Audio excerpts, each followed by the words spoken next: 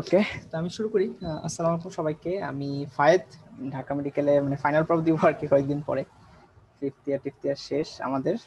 তো আজকে আমাদের ক্লাসটা হলো গাইনির একটা লং কেস, এবং গাইনির one of the most important topic এটা হলো হাইপারটেনসিভ ডিসঅর্ডার ইন প্রেগনেন্সি। ঠিক আছে? আচ্ছা, এই হাইপারটেনসিভ ডিসঅর্ডার ইন প্রেগনেন্সি কেন ইম্পর্টেন্ট, তার কারণ হলো ঢাকা মেডিকেলে তোমার যতগুলো নারী মৃত্যু হয় আমাদের যে স্ট্যাটিস্টিক্স বলে, সেখানে সবচেয়ে কমন কজ যেগুলো, তার মধ্যে সেকেন্ড সবচেয়ে কমন কজ হলো এই হাইপারটেনসিভ ডিসঅর্ডার ইন প্রেগনেন্সি। ঠিক আছে? এটা হলো ঢাকা মেডিকেলের হিসাব, এবং এটা গাইনির একটা লং কেস। আচ্ছা, তো গাইনি নিয়ে হালকা একটু কথা বলে নিই 2 মিনিট, তারপরে আমি কেসটাতে ঢুকতেছি। তো গাইনি অবভিয়াসলি এমন একটা সাবজেক্ট যে যখনই ফিফথ ইয়ারে যাবা, যে মোটামুটি মানে ভালোভাবেই নেগলেক্ট করবা, মেয়ে নির্বিশেষে সবাই এটাকে নেগলেক্টই করে। ঠিক আছে? বাট যখন অ্যাকচুয়ালি পড়তে যাওয়া হয় তখন অ্যাকচুয়ালি বোঝা যায় যে যে না, জিনিসটা কত কঠিন, বা জিনিসটার ভিতরেও কত জিনিস আছে। ঠিক আছে? এই ভুল আমরাও করছি, তোমরাও হয়তো করবা। তো এই হিসাব মানে এই জায়গা থেকেই আসলে জিনিসটা পড়ানো। ঠিক আছে? আচ্ছা, তো এই হাইপারটেনসিভ ডিসঅর্ডার ইন প্রেগনেন্সি, এটা তুমি যখন পরীক্ষা দিবা তুমি কোন জায়গায় ফেস করবা। ঠিক আছে? সো তুমি ইউজুয়ালি এটা ফেস করবে, এটা একটা লং কেসে থাকে, তো লং কেসে তুমি ফেস করবা। সো যখন লং কেসে তুমি এরকম একটা জিনিস ফেস করতেছো, তখন তোমাকে এইটা নিয়ে খুব বেশি ভিতরে ঢোকার চান্সটা আসলে কম। ঠিক আছে? সো লং কেসে যায় তোমাকে হাইপারটেনসিভ ডিসঅর্ডারের থিওরি জিজ্ঞেস করা, এটা ভেরি মাচ অ্যাবসার্ড, এবং এটা হয় না কখনো। হ্যাঁ, লং কেসে তোমার পেশেন্ট নিয়ে তাকে কিভাবে ম্যানেজ করবা সেই সব কোয়েশ্চেন নিয়েই মানে বেশি কোয়েশ্চেন অবভিয়াসলি হয়। ঠিক আছে? আচ্ছা, কিন্তু একইভাবে তুমি যদি থিওরিটুকু না পড়ো, তুমি এটার ভিতরে যা যা আছে সেটা তুমি তো অবভিয়াসলি বুঝবা না, তাই না? তো সেই জন্য আমাদের থিওরিটা পড়া। সো এই ক্লাসটা মোটামুটি মানে থিওরি এবং অ্যাকচুয়াল কেস বেস দুইটার একটা মিক্সচার করে ক্লাসটুকু করা। তো আমরা শুরু করি, ওকে, মেইন ক্লাস। আচ্ছা, তো প্রিএক্লাম্পসিয়া কি, হাইপারটেনসিভ ডিসঅর্ডারস ইন প্রেগন্যান্সি কি, সবকিছু বলার আগে আমি আগে প্যাথোফিজিওলজিটা বলি। ঠিক আছে? এই প্যাথোফিজিওলজিটা সবচেয়ে বেশি ইম্পর্টেন্ট। হ্যাঁ, এই প্যাথোফিজিওটা যদি না বুঝো তুমি ভিতরের কোনো কিছুই বুঝবা না। ওকে? আচ্ছা, তো একটা জিনিস চিন্তা করে দেখো, আমি একটু নর্মাল স্ক্রিনে বলি, তারপর আমি আসতেছি। আচ্ছা, এবং এটার যে প্যাথোফিজিওলজি, ধরো আমি যেটা বলবো এটা কয়েকটা বইয়ের মিক্সচারে বলা। তো এক্স্যাক্টলি দত্ততে এইভাবে নাই, দত্ততে যে 3টা পয়েন্ট বললা সেগুলো হয়তো টাচ হবে, বাট এক্স্যাক্টলি নাই। ওকে? আচ্ছা, তো আসো প্যাথোফিজিওলজিতে আসো। তো তুমি একটা জিনিস চিন্তা করে দেখো, একটা ইউটেরাসের ব্লাড সাপ্লাই আর কত? ঠিক আছে? সাপোজ এটা তোমার ইউটেরাস, এই ইউটেরাসের ব্লাড সাপ্লাই কত ইয়ার হবে? ঠিক আছে? আচ্ছা, এই ইউটেরাসটা when a girl gets pregnant, এবং প্রেগনেন্সি যখন আস্তে আস্তে প্রোগ্রেস করতে থাকে, আমাদের ইন্টারের বইয়ে হয়তো বলা ছিল যে ইউটেরাস 25 গুণ বাড়ে, বাট তুমি যখন অ্যাকচুয়াল গাইনিতে পড়বা, গাইনিতে বলা আছে যে ইউটেরাসের সাইজ 1000 টাইমস বাড়ে। ঠিক আছে? সো ইউটেরাসটা 1000 টাইমস বড় হচ্ছে। ওকে? এবং অবভিয়াসলি ভিতরে একটা ফিটাস ইজ গ্রোয়িং। এটা হয়তো খুব ফালতু ছবি আঁকা হয়েছে, বাট ভিতরে একটা ফিটাস ইজ গ্রোয়িং। এই ফিটাসটা যত বড় হচ্ছে এই ফিটাসের নিজস্ব একটা ব্লাড ডিমান্ড আছে। ঠিক আছে? এই ডিমান্ডটা আগে কখনো ছিল না, এবং ফিটাসটা বের হয়ে যাওয়ার পরে এই ডিমান্ডটা থাকবেও না। ওকে? সো ফিটাসটা আস্তে আস্তে যত বড় হয় ফিটাসের ডিমান্ডটা বাড়তে থাকে। সো ফিটাসের ডিমান্ড ধরে একটা সার্টেন অ্যামাউন্ট ধরে নাও, যে 500 ml থেকে 1 লিটার এরকম একটা ব্লাড একটা ফিটাসের কার্ডিয়াক আউটপুট। এটা একটা রেঞ্জে বলার কারণ হলো এই হাইপারটেনসিভ ডিসঅর্ডারস ইন প্রেগনেন্সিটা শুরু হয় usually from the 20th week of pregnancy.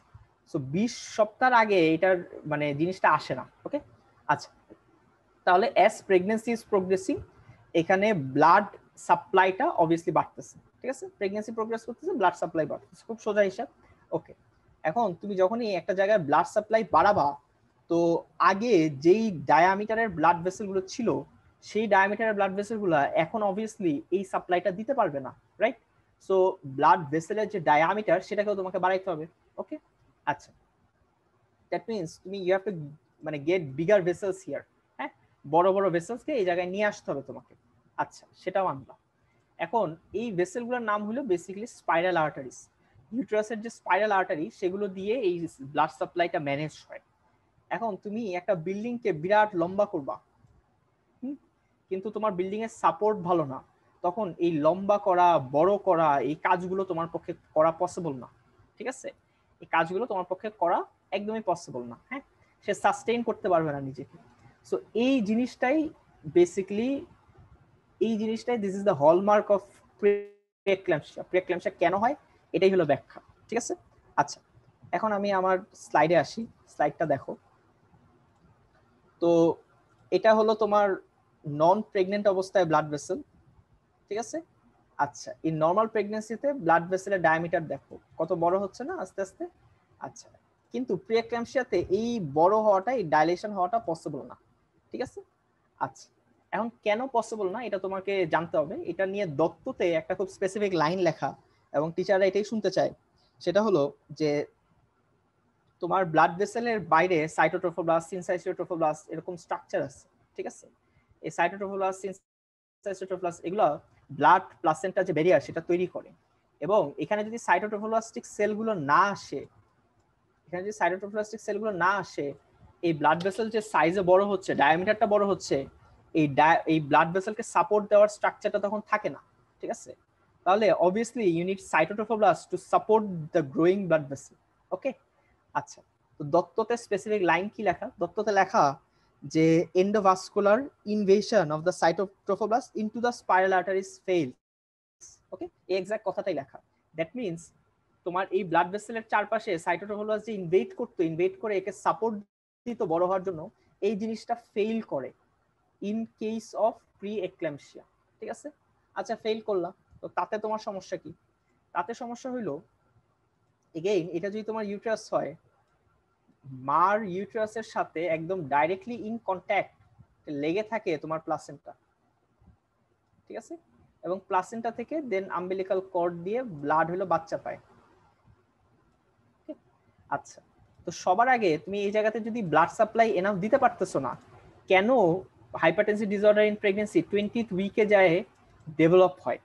এর আগে হলে তুমি কেন এটাকে হাইপারটেনসিভ ডিসঅর্ডারস ইন প্রেগন্যান্সি বলবা না?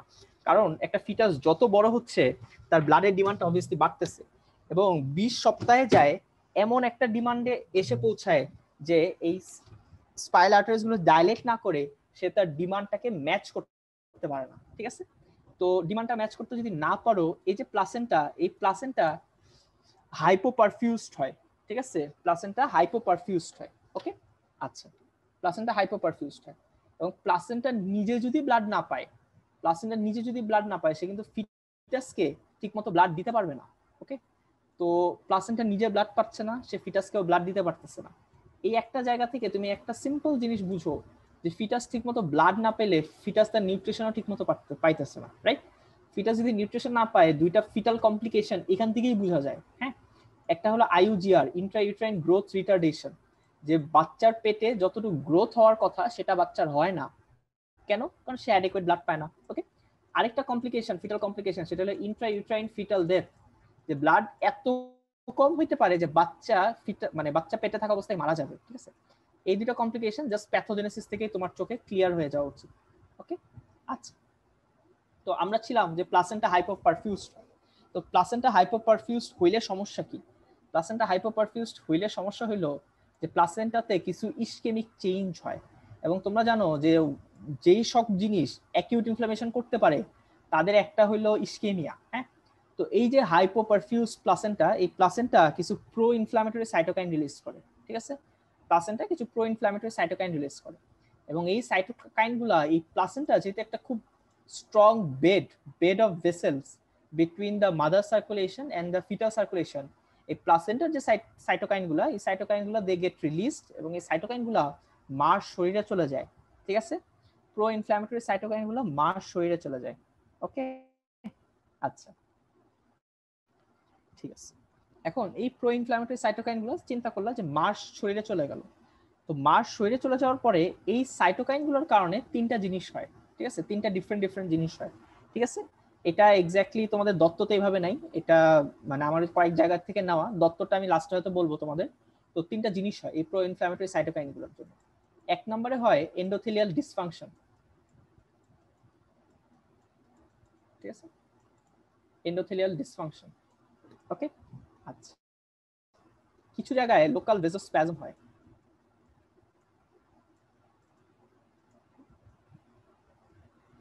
ওকে।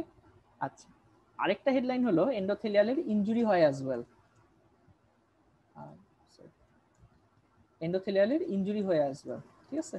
আচ্ছা, তাহলে এই তিনটা হেডলাইন তুমি খেয়াল রাখো যে এন্ডোথেলিয়াল ডিসফাংশন হয়, লোকাল ভেজোস্প্যাজম হয় এবং এন্ডোথেলিয়াল ইনজুরি হয়। এই তিনটা হেডলাইন পড়লে তুমি প্রিএক্লাম্পসিয়া বুঝে যাবে। আচ্ছা, তো এক নম্বরে আমাদের হেডলাইন হলো এন্ডোথেলিয়াল ডিসফাংশন। তাহলে এন্ডোথেলিয়াল ডিসফাংশন জিনিসটা কি? এই প্রো ইনফ্ল্যামেটরি সাইটোকাইনগুলা এন্ডোথেলিয়ামকে এন্ডোথেলিয়ামের ভেসোকনস্ট্রিকশন করে, ঠিক আছে? এন্ডোথেলিয়ামের ভেসোকনস্ট্রিকশন করে, ভেসোকনস্ট্রিকশন করে। এবং তোমরা জানো ভেসোকনস্ট্রিকশন করলে তোমার বডির যে টোটাল পেরিফেরাল রেজিস্ট্যান্স সেটা বেড়ে যায়। হ্যাঁ, এবং টোটাল পেরিফেরাল রেজিস্ট্যান্স বাড়া মানে তোমার বডির যে ব্লাড প্রেশার আছে সেটাও বেড়ে যাওয়া, ঠিক আছে? ব্লাড প্রেশার আছে সেটাও বেড়ে যাওয়া। ওকে, এবং এই প্রেশারটা অ্যাব্রাপ্টলি এত বেশি বাড়তে পারে that it can cause haemorrhagic stroke as well, ঠিক আছে? সো তুমি যখন প্রিএক্লাম্পসিয়ার কমপ্লিকেশন পড়বে তার মধ্যে একটা বিরাট কমপ্লিকেশন হলো হেমোরেজিক স্ট্রোক, ঠিক আছে? এবং এটা ওয়ার্ড লেভেলে পাওয়া যায়। তাহলে আমরা আবার যদি একটু বলি যে স্পাইরাল আর্টারিগুলো ঠিকমতো ডেভেলপ করতেছে না, এটা ন্যারো হয়ে যাচ্ছে, তো যার কারণে প্লাসেন্টা হাইপোপারফিউজড হচ্ছে।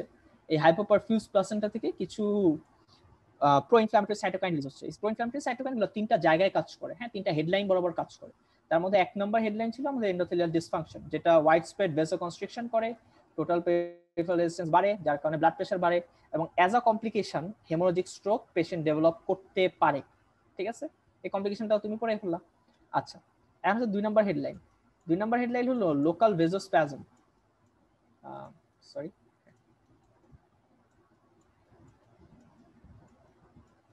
ঠিক আছে? 2 নম্বর হেডলাইন হলো লোকাল ভেজোস্প্যাজম। এই লোকাল ভেজোস্প্যাজমের মধ্যে তিনটা স্পেসিফিক জায়গাতে এই ভেজোস্প্যাজম গুলো হয়, ঠিক আছে? এক নাম্বার হলো তোমার কিডনি, হ্যাঁ, 2 নাম্বার হলো তোমার রেটিনা, 3 নাম্বার হলো লিভার। আচ্ছা, তো রেটিনা আর লিভারটা আমি আগে বলি, কারণ কিডনি নিয়ে আমি একটু ডিটেলস আলোচনা করব। রেটিনার যে সেন্ট্রাল রেটিনাল আর্টারি, এটাতে ভেসোস্প্যাজম হতে পারে। তো সেন্ট্রাল রেটিনাল আর্টারি যদি ভেসোস্প্যাজম হয়, অবভিয়াসলি রেটিনা তোমার ব্লাড সাপ্লাই পাবে না। সো এখানে প্রথম কাজ যেটা হয় সেটা হলো ব্লারিং অফ ভিশন হয়। তুমি ভিশনটা blurring of vision, then followed by blindness হইতে পারে, ঠিক আছে? তুমি যদি আনট্রিটেড রাখো ফলোড বাই ব্লাইন্ডনেস হইতে পারে। ওকে, আচ্ছা, এটা গেল এক নাম্বার কথা, রেটিনাতে হয়। 2 নম্বরে আমি বলছি লিভারে চেঞ্জ হয়। লিভারে কি চেঞ্জ হয়? লিভারের মানে স্পেসিফিক সেগমেন্ট ওয়াইজ ভেসোস্প্যাজমটা হয়, এবং লিভারে যেই সেগমেন্টে এই ভেসোস্প্যাজম হচ্ছে না কেন সেই সেগমেন্টে একটা ইসকেমিক চেঞ্জ হয়। হ্যাঁ, ইসকেমিক চেঞ্জ হয়, এবং ইসকেমিক চেঞ্জ হওয়া মানে ইসকেমিক চেঞ্জটা যখন হয় তখন লিভারে একটা ইনফ্লামেশনের মতো হয়, ঠিক আছে? লিভারে টু সাম ডিগ্রি হেপাটাইটিস হয়, ঠিক আছে?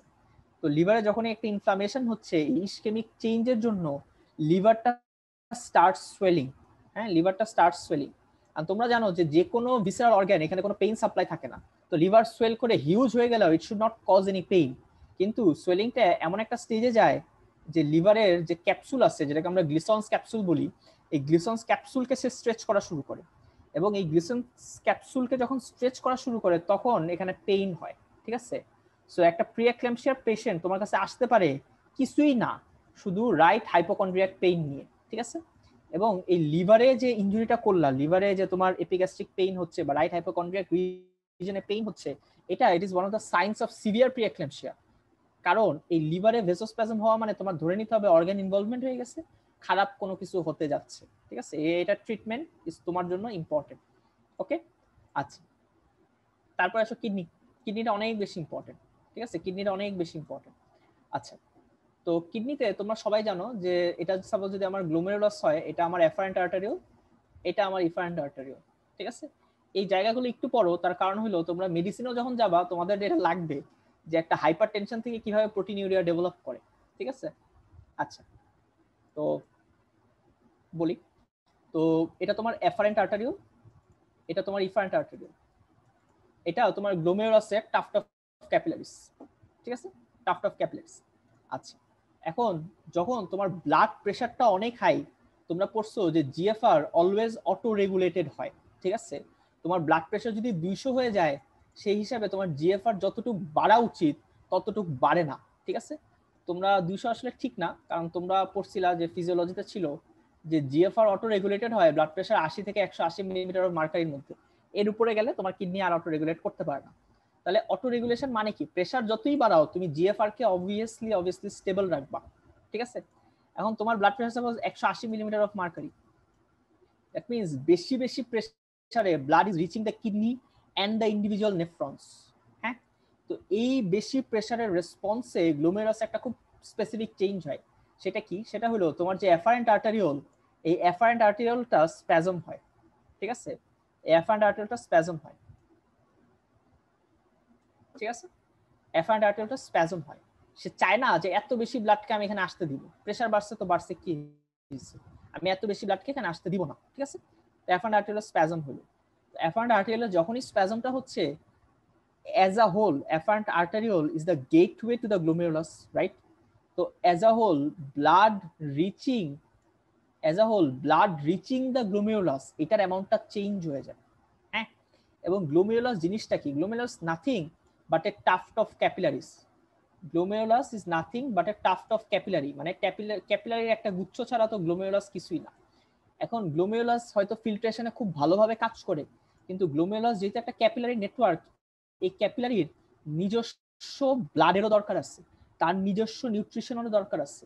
এখন গ্লোমেরুলাসের মধ্যে যদি অ্যামাউন্ট অফ ব্লাড এর অ্যামাউন্ট ডিক্রিজ করে, গ্লোমেরুলাস নিজের যে নিউট্রিশনের জন্য যতটুকু ব্লাড দরকার সেটাকে সে এনশিওর করতে পারে না, ঠিক আছে। তখন টাফট অফ ক্যাপিলারিতে কিছু অ্যানক্সিক চেঞ্জ হয়। এই অ্যানক্সিক চেঞ্জের জন্য মানে ব্লাড ফিল্ট্রেশন ব্যারিয়ার, ঠিক আছে, সেটা আর মেইনটেইন হয় না, ঠিক আছে। তোমরা ব্লাড ফিল্ট্রেশন ব্যারিয়ারটা পড়ছিলা যে গ্লোমেরুলাসের এন্ডোথেলিয়াল সেল, দেন গ্লোমেরুলাসের বেসমেন্ট মেমব্রেন, দেন লাস্টে ছিল তোমার পোডোসাইট, ঠিক আছে। আচ্ছা, এখন এই এন্ডোথেলিয়াল গুলোতে যেহেতু অ্যানক্সিক চেঞ্জ হচ্ছে, এই integrity of the blood filtration barrier এটা মেইনটেইন হয় না। এই ইন্টিগ্রিটি যদি মেইনটেইন না হয়, প্রোটিন খুব ইজিলি এই ব্লাড ফিল্ট্রেশন ব্যারিয়ার দিয়ে বের হয়ে তোমার ইউরিনে চলে আসতে পারে, ঠিক আছে। সো এটা one of the hallmark of preeclampsia is also proteinuria, ঠিক আছে। আচ্ছা, তো এই দুইটা জায়গায় আমি বললাম, একটা এন্ডোথেলিয়াল ডিসফাংশন, একটা আমি বললাম লোকাল ভেজোস্প্যাজম। লাস্ট পার্টটুকু হলো এন্ডোথেলিয়াল ইনজুরি, ঠিক আছে। হয়তো একটু ক্লামজি হয়ে যাচ্ছে প্যাথোজেনেসিসটা, বাট এই একটা জায়গাতে হয়তো অনেক হেল্প হয় আসলে। আচ্ছা, তো লাস্ট পার্টটুকু হলো এন্ডোথেলিয়াল ইনজুরি। এই যে প্রো ইনফ্ল্যামেটরি সাইটোকাইনগুলো রিলিজ হয়েছে, এই সাইটোকাইনগুলো শুধু যে তোমার বিভিন্ন জায়গায় বিভিন্ন চেঞ্জ করে শুধু তা না, এরা এন্ডোথেলিয়ামকেও বিভিন্ন জায়গায় ইনজুর করে, ঠিক আছে। এন্ডোথেলিয়ামকে বিভিন্ন জায়গায় ইনজিওর করে। তো এন্ডোথেলিয়ামকে যেই জায়গাতেই তুমি ইনজুর করবা না কেন, সেই জায়গাতেই তোমার প্লেটলেট চলে আসবে। প্লেটলেট এসে সেই জায়গাটাকে সিল অফ করে দিবে, সাইট অফ ইনজুরিটাকে সিল অফ করে দিবে। এবং প্লেটলেট বিভিন্ন জায়গায় এরকম মাইক্রোথ্রম্বাই সৃষ্টি করে ফেলে। যত জায়গায় তুমি এন্ডোথেলিয়ামকে ইনজুর করবা, তত জায়গায় তুমি এরকম মাইক্রোথ্রম্বাই সৃষ্টি করে ফেলবা, ঠিক আছে। আচ্ছা, তো এই মাইক্রোথ্রম্বাই যেহেতু সৃষ্টি হচ্ছে, তুমি চিন্তা করে দেখো, আগে তোমার সাপোজ 50টা এন্ডোথেলিয়াম ইনজুর্ড হইতো, সবারই হয়। সাপোজ আমরা বসে আছি, বা আমাদের এলবো জয়েন্ট, মানে ধরো টেবিলের মধ্যে লাগতেছে, এই এলবো জয়েন্টের কাছে যে ব্লাড ভেসেল আছে সেগুলোতে ইনজুরি হচ্ছে, সেখানে রিপেয়ার হচ্ছে, সেখানে মাইক্রোথ্রম্বাই ফর্মেশন হচ্ছে, ঠিক আছে। কিন্তু তোমার বডিতে একই সাথে ধরো 50টা মানে এন্ডোথেলিয়াল ইনজুরি হয়, দিস ইজ নর্মাল কেস। এক্ষেত্রে 5000টা হচ্ছে। হ্যাঁ, সো তোমার বডিতে ম্যাক্সিমাম অ্যামাউন্ট অফ প্লেটলেটস এই মাইক্রোথ্রম্বাই সৃষ্টি করার জন্যই, বা মাইক্রোথ্রম্বাই গুলোর মধ্যেই তারা মানে ইনভলভ হয়ে যাচ্ছে, ঠিক আছে। সো অ্যাজ আ হোল প্রিএক্ল্যাম্পসিয়াতে তোমার বডিতে যে প্লেটলেটের কাউন্ট সেটা ফল করতে পারে। ওকে, এই প্লেটলেটের কাউন্ট যখন ফল করতেছে, তোমাকে বুঝতে হবে তোমার পুরো বডিতে মাইক্রোথ্রম্বাই ফর্মেশন হইতেছে। হ্যাঁ, এবং মাইক্রোথ্রম্বাই ফর্মেশন হইতে হইতে এটা খুব খারাপ স্টেজে যায়, এটাতে আমি আসতেছি। So platelet count কমে যাওয়া, this is also another hallmark of severe pre-eclampsia, ঠিক আছে। আচ্ছা, তাহলে এন্ডোথেলিয়াল ইনজুরির মধ্যে একটা আমি বললাম যে মাইক্রোথ্রম্বাই ফর্মেশন হচ্ছে, আরেকটা হলো সব জায়গায় যে মাইক্রোথ্রম্বাই তৈরি করে সে শান্তি পাচ্ছে তা তো না। হ্যাঁ, কিছু জায়গায় মাইক্রোথ্রম্বাই ভেসেলগুলোকে ইনজুর করে রেখেই দিতেছে। ওকে, তাহলে অ্যাজ আ হোল ভেসেলের যে পারমিয়াবিলিটি সেটাও কিন্তু বেড়ে যায়। হ্যাঁ, অ্যাজ আ হোল ভেসেলের যে পারমিয়াবিলিটি সেটাও কিন্তু বেড়ে যায়। তো ভেসেলের পারমিবিলিটি বেড়ে গেলে ব্লাড ভেসেল থেকে তোমার মানে পানি মানে plasma comes out to the extra cellular space. এটা সবচেয়ে খারাপ ম্যানিফেস্টেশন হলো তোমার লাংসে হয়। তোমার লাংসের ব্লাড ভেসেল গুলো এত লিকি হয়ে যায় যে ব্লাড ভেসেল থেকে বের হয়ে পুরো লাংসে জমা হয়, ঠিক আছে, যেটাকে আমরা বলি পালমোনারি ইডিমা। পালমোনারি ইডিমা আরো খারাপ স্টেজে গেলে এটাকে আমরা বলি অ্যাকিউট রেসপিরেটরি ডিস্ট্রেস সিনড্রোম। হঠাৎ করে শ্বাসকষ্ট হয়ে পেশেন্ট মারা যায়। এই একটাও কারণ যে প্রিএক্লেমশিয়ার পেশেন্টরা কেন মারা যায়, এটাও একটা বিরাট কারণ, ঠিক আছে। আচ্ছা, আমার প্যাথোজেনেসিস পার্টটুকু বলা শেষ, আমি স্লাইডে আসতেছি।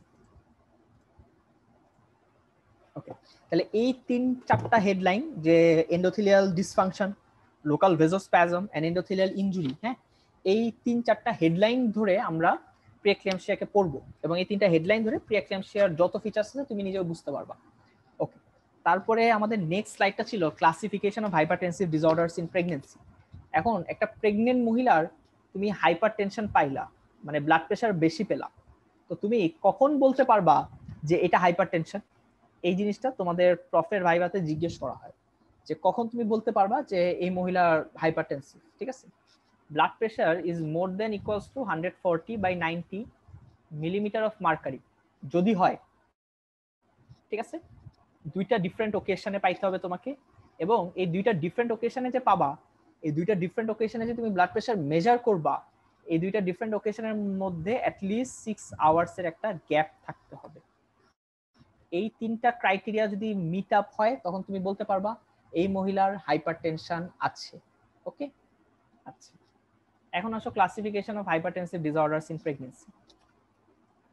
আচ্ছা, একটা হইতে পারে ক্রনিক হাইপারটেনশন। আমি একদম উপর থেকেই আসি, ক্রনিক হাইপারটেনশন।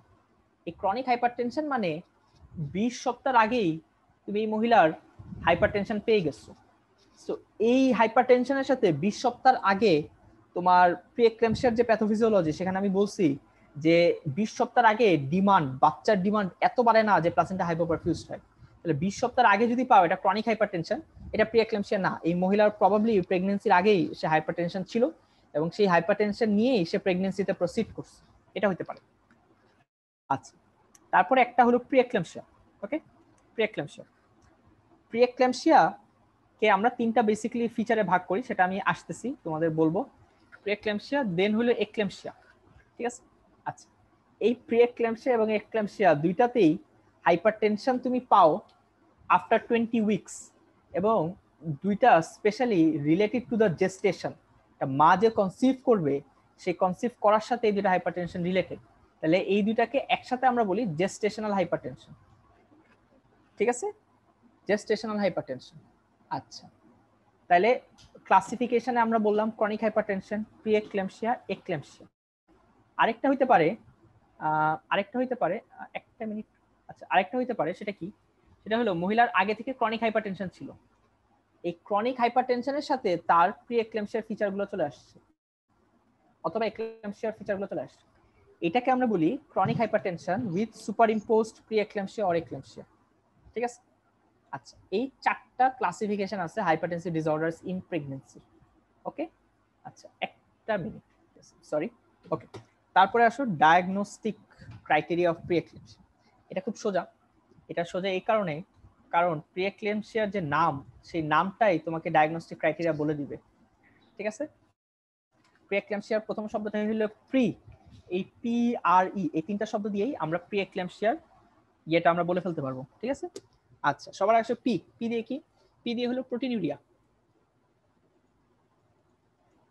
ওকে, প্রোটিনিউরিয়াটা কেন হয় আমি তোমাদের অলরেডি বলছি, যে গ্লোমেরুলাসে কিছু অ্যানক্সিক চেঞ্জ হয়, যার কারণে ব্লাডের যে ফিল্ট্রেশন ব্যারিয়ার সেটা মেইনটেইন হতে পারে না, ইউরিনে প্রোটিন আসে, ঠিক আছে। আচ্ছা, এই proteinuria it must be more than 300 milligram within 24 hours. তুমি 24 ঘন্টা ধরে ইউরিন নিবা, নিয়ে সেখানে দেখবা 300 মিলিগ্রামের বেশি হয়েছে কিনা। 300 মিলিগ্রামের কম হলে এটা ফিজিওলজিক্যাল, এটাকে তুমি প্রোটিনিউরিয়া মানে প্যাথোলজিক্যাল প্রোটিনিউরিয়া বলতে পারবা না। ওকে, পি দিয়ে প্রোটিনিউরিয়া গেল। আচ্ছা, নেক্সট আসো আর দিয়ে কি? আর দিয়ে হলো রেইজড ব্লাড প্রেশার, ঠিক আছে, সহজ একদম, রেইজড বিপি। রেজ বিপি ক্রাইটেরিয়াটা তোমাদের বললাম যে এটা মানে 140/90 মিলিমিটার অফ মার্কারির বেশি হইতে হবে, দুইটা ডিফারেন্ট ওকেশনে তোমাকে মাপতে হবে, which has to be at least 6 hours apart, দুটো ডিফারেন্ট ওকেশনের মধ্যে। আর লাস্ট হলো ই দিয়ে হলো ইডিমা। হ্যাঁ, ইডিমাটা কেন হয়? ইডিমাটা হয় কারণ আমি তোমাকে বলছি যে কিছু ভেসেলে কিছু ইনজুরি হয়। হ্যাঁ, ভেসেল ইনজুরি হলে ভেসেলের পারমিবিলিটি বেড়ে যায়, তো তোমার যে প্লাজমা আছে প্লাজমা ভেসেল থেকে লিক করে এক্সট্রা ভাস্কুলার স্পেসে চলে আসে, যার কারণে ইডিমাটা হয়। এখন একটা প্রি এক্লেমসিয়ার পেশেন্ট, এগুলো হলো থিওরির কথাবার্তা, ঠিক আছে, এগুলো হলো থিওরির কথাবার্তা। প্রি এক্লেমসিয়ার পেশেন্ট তুমি যখন লং কেস ফেস করবা, তোমার কাছে কি নিয়ে আসবে? রেজড বিপি আসলে মহিলারা বুঝে না, স্পেশালি তোমরা যেসব পেশেন্টদের কাছে এক্সামিন দিবা, এক্সামিনেশন করবা, এরা নিতান্তই ধরো গ্রামের অশিক্ষিত মানে মহিলাদের কাছেই দিবা, তো এরা রেগুলার প্রেসার মেনটেন করা এগুলো কেউ করে না, ঠিক আছে। তো সবার আগে যে জিনিসটা বলা হয় বা সবার আগে তারা যে জিনিসটা লক্ষ্য করে সেটা হলো ইডিমা, পায়ে পানি আসে। এখন তুমি একটা জিনিস চিন্তা করো, একটা প্রেগনেন্ট মহিলার যে গ্র্যাভিড ইউটেরাস আছে, এই gravid uterus normally inferior vena কেভার উপর চাপ দেয়, ঠিক আছে। ইনফেরিয়র ভেনা কেভার উপর চাপ দিলে তোমার পায়ের লেভেলে, তো অবভিয়াসলি তুমি এখানে রাস্তাটা ছোট করে দিচ্ছ, রাস্তা ছোট করে দিলে চিন্তা করে দেখো যত নিচে যাবে একটা জ্যাম সৃষ্টি হওয়ার মতো হবে, ঠিক আছে।